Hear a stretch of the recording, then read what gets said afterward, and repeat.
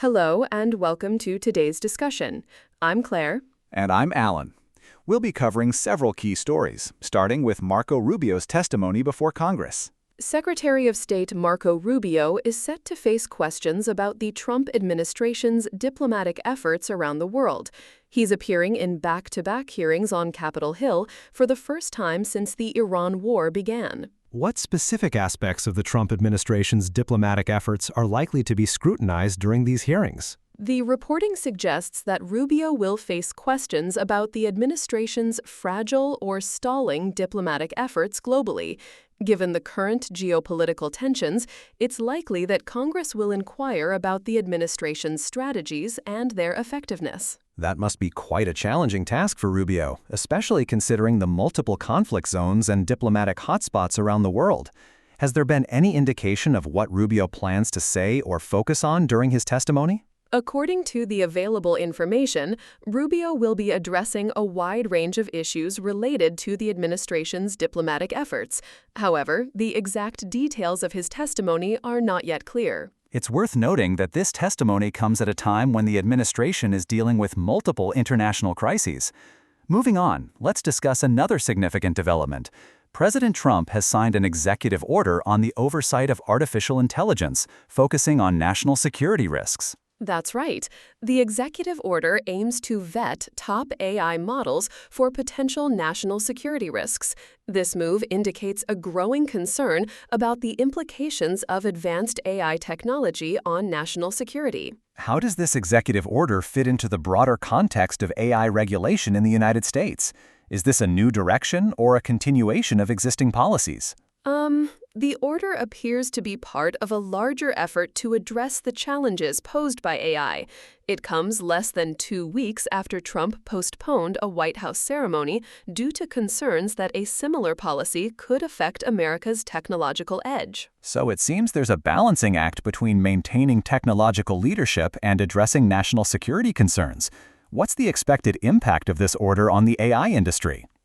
The order is likely to lead to increased scrutiny of AI models, particularly those with potential national security implications.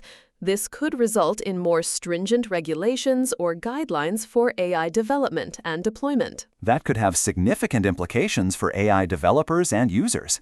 Let's move on to another story. President Trump is reconsidering a $1.8 billion fund meant to compensate his allies. Yes, according to reports, Trump is reevaluating the fund due to legal setbacks and political backlash.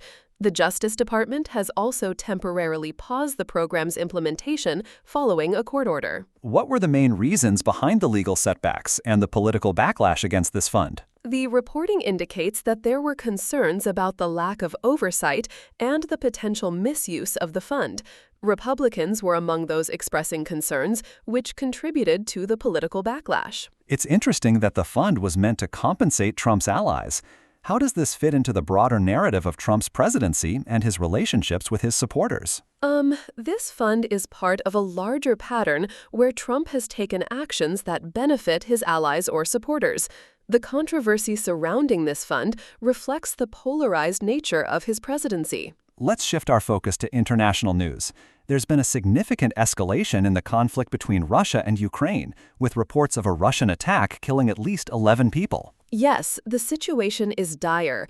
Ukrainian authorities reported that Russia launched a barrage of missiles and drones overnight, resulting in multiple casualties and damage to civilian infrastructure. What are the implications of this attack for the ongoing conflict between Russia and Ukraine? Are there any indications of how the international community is responding? The attack has led to increased casualties and further destabilization of the region. The international community is likely to condemn the attack, but the specifics of their response are not yet clear. Finally, let's touch on a story from India. The Indian government has transferred the chairman and secretary of the Central Board of Secondary Education amid controversy over the procurement of on-screen marking services. That's right. The government has also constituted a one-member inquiry committee to examine the issues related to the procurement process. This move comes after complaints from students and scrutiny from parliamentary committees. What were the main grievances that led to this controversy, and how does the government plan to address them through the inquiry? The grievances centered around the procurement process for the on-screen marking services, with allegations of irregularities. The inquiry committee is expected to investigate these allegations and provide recommendations. It's a complex issue, involving both technical and administrative aspects. We'll be following this story for further developments. As we wrap up today's discussion, it's clear that there are numerous significant stories unfolding across the globe, from diplomatic efforts and technological regulation to conflicts and educational controversies. Indeed, and it's been a thorough exploration of these topics. Thank you for joining us. Goodbye, and we'll see you later.